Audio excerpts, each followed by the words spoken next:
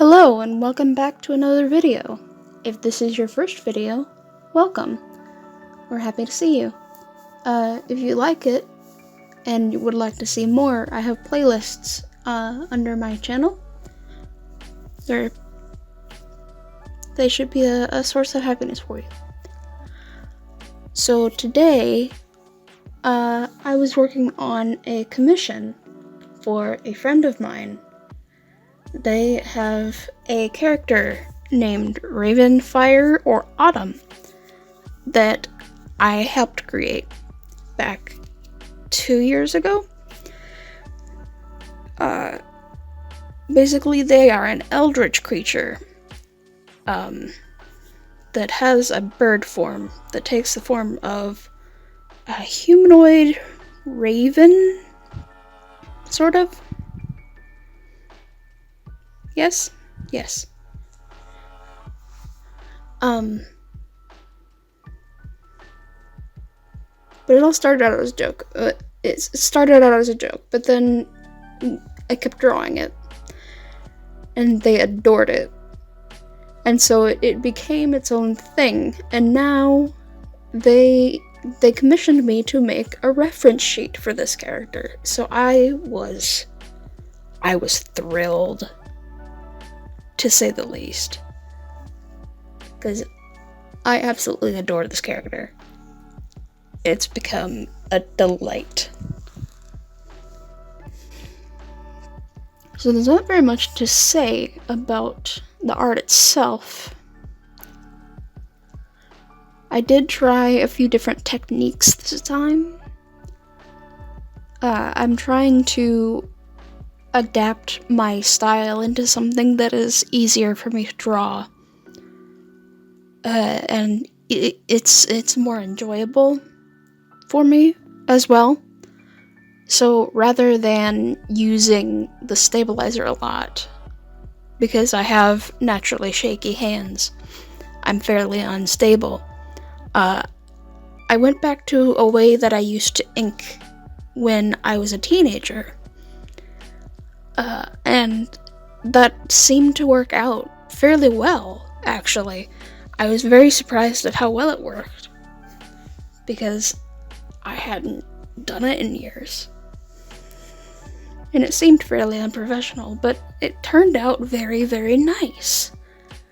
It made the character look soft, and that was what I was aiming for.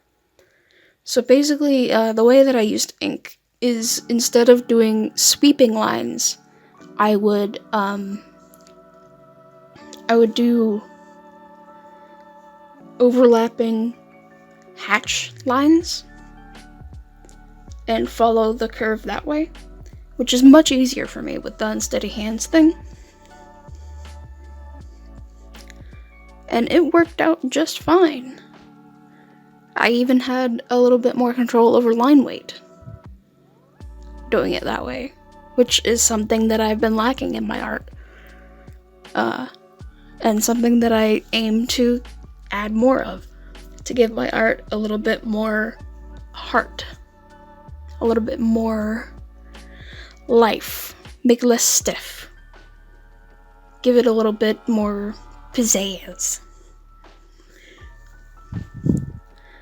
But basically, what I'm getting at is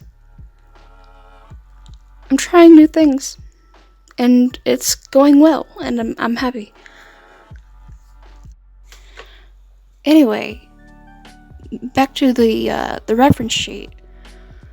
So what the commissioner wanted was a 4-point turnaround, which is front, back, side, and just a plain old 3/4 reference of what they look like ordinarily.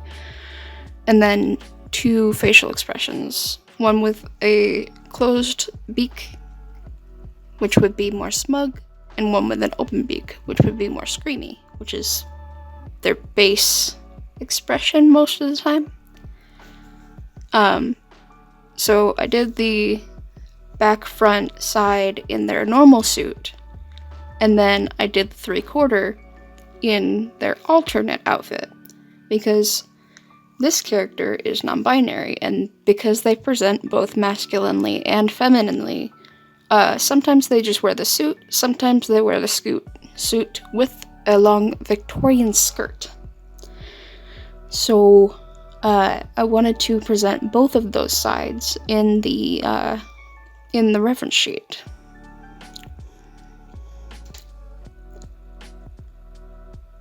So, thank you, Discord, for interrupting my recording. How dare you? How fucking dare. Anyway.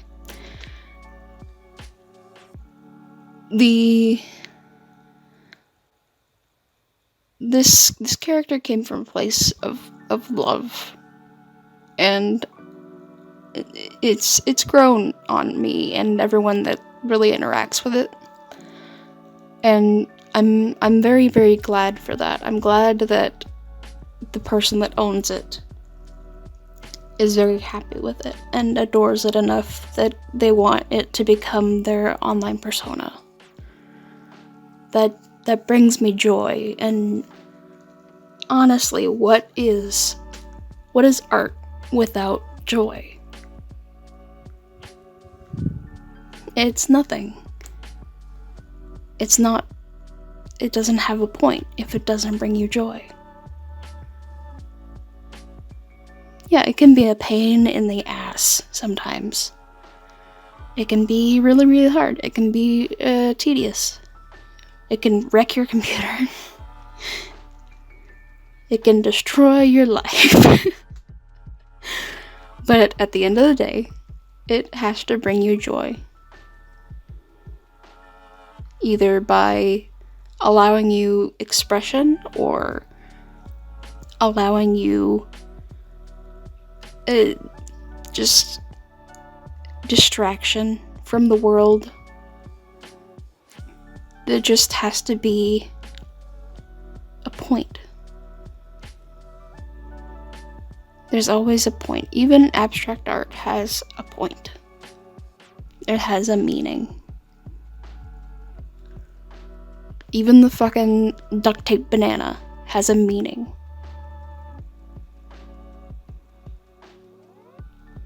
Whether it is to create joy or intrigue or outrage, it has a meaning. And that's, I think that's what appeals to me with art. Is that it has to mean something. And if I can make something that means something, not just to myself, but to other people, and influence their life even in a simple way, such as like interacting with them in a live stream, or giving them the simple joy of seeing a character they like on screen being done in a way that they haven't seen before, or giving life to a character that they made. I want to be a part of that. It makes me mean something. Philosophy aside, I had a question for y'all. So I mentioned earlier that I had challenges that I wanted to do this year. And one of the challenges is there's a thing called the 20 style drawing challenge. And I want to redo that this year, but I want to change it up a little bit. So basically, I want to up the ante a little bit. By a little bit, I mean a lot.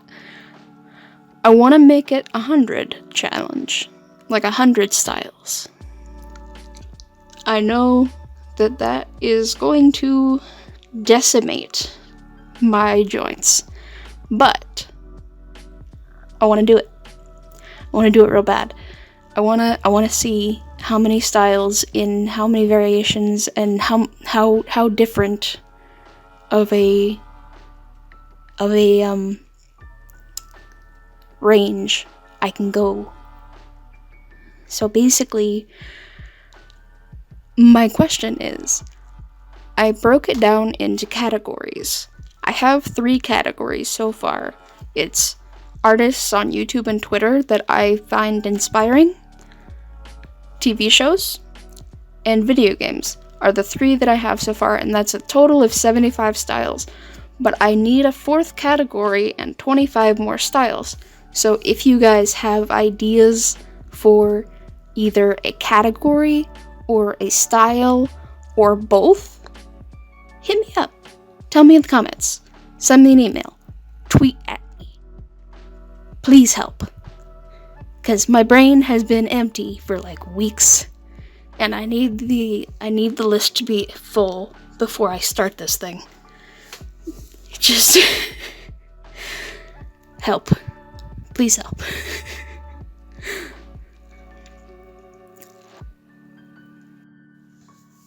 As always, the best place for updates is right here or my Twitter at Pookie15_art. If you are new here and like what you've seen and want to see more, go ahead and leave me a like, hit the subscribe button and the bell next to it.